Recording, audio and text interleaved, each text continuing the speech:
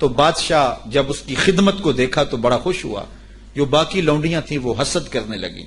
ایک دن انہوں نے بادشاہ کے دربار سے، بادشاہ کے گھر سے چوری کر کے زیور ایسی جگہ پہ چھپا دیے اور اس پہ الزام لگا دیا اور پھر برآمد بھی اس سے کروا دیے. بادشاہ کو بڑا غصہ آیا کہ میں نے اس پہ اتنا اعتماد کیا تھا اور یہ بڑی لمبی نمازیں پڑھتی تھی.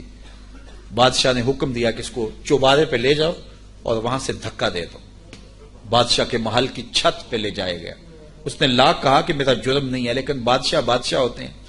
تو چھت پہ لے جایا گیا. جب دھکا دینے لگے تو اس کو اب یاد آیا کہ میں نے سنا تھا اوکھے ویلے پیر کام آتے ہیں.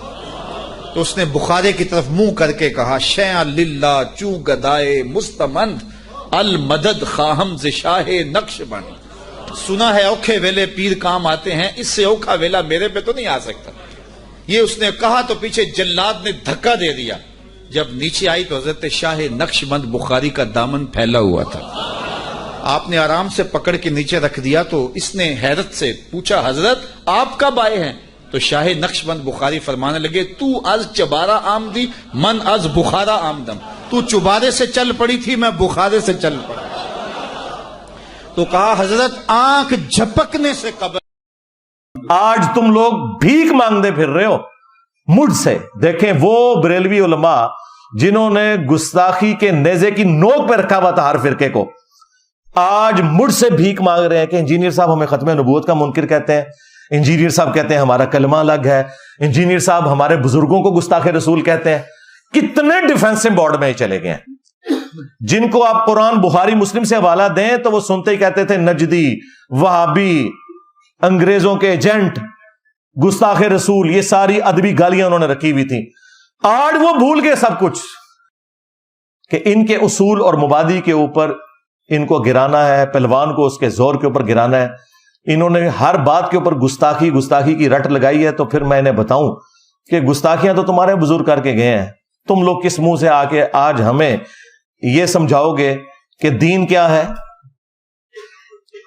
چند ایک جملے رٹے ہوئے، چند ایک کہانیاں رٹی ہوئی جن کی آج میمز بن رہی ہیں. ہاں اب میمز ہی بنیں گی بھائی.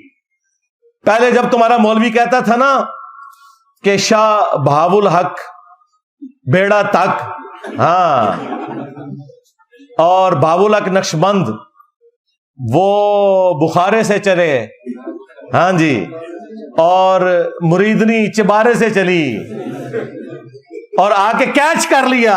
ہاں اس میں الفاظ ہے پکڑ کر اتارا.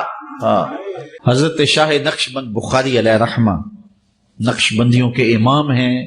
آپ کابل میں تشریف لائے تو بادشاہ کے گھر میں کام کرنے والی ایک خاتون آپ سے روحانی نسبت قائم کر لیتی ہے. جو اس کی ہم منصب تھیں انہوں نے اس سے حسد کیا اور بادشاہ کے گھر کا زیور چوری کر کے اس پر الزام دھر دیا اور گواہیاں بھی دے دی. بادشاہ کو بڑا غصہ آیا. اس نے کوئی بات سنے بغیر کہا کہ اس کو لے جاؤ اور محل کی چھت سے اوپر گرا دو. خیر اس کو چھت پہ لے گئے. جب پھینکنے لگے تو اس کے دل میں خیال آیا وہ کسی نے بتایا تھا کہ اوکھے ویلے بزرگ کام آتے ہیں، تو اس سے بڑھ کر اوکھا ویلا ہو کیا سکتا ہے. تو اس نے بخارے کی طرف منہ کر کے کہا شیعہ للہ چو گدائے مستمند المدد خواہم ز شاہ نقش بند. اور اتنے میں جلاد نے پیچھے سے دھکا دے دیا. جب وہ نیچے گئی تو حضرت شاہ نقش بند بخاری نے پکڑ کے آرام سے زمین پہ رکھ دیا. تو حیرت زدہ ہوگی حضرت آپ کب آئے تھے؟ کہا تو از چبارہ آمدی من از بخارا آمدم. تو چبارے سے چل پڑی تھی، میں بخارے سے چل پڑا. نامحرم مریدنی کو تمہارے بابے نے کیچ کر کے اتارا اور ہمیں ان بابوں کا پجاری بنا رہے ہو کہ جنہیں بیسک شریعت کا بھی نہیں پتا. کل تک یہ کرامت بنا کے پیش کرتے تھے، آج پھر میم بنے گی. کیونکہ ہم تو بتائیں گے کہ صحیح بخاری کے اندر حدیث موجود ہے کہ ہماری ماں سیدہ عائشہ سلام اللہ علیہا کہتی ہیں کہ نبی صلی اللہ علیہ وآلہ وسلم نے کبھی بھی کسی عورت کے ہاتھ کو نہیں چھوا بیعت کرنے کے لیے بھی، اور تمہارے پیر مریدنیوں کو کیچ کرتے تھے. اور تم ہمیں یہ بتاتے ہو یہ بزرگان دین جو ہے نبی علیہ السلام کے راستے کے اوپر تھے. یہ راستے پہ وہ چل رہے تھے.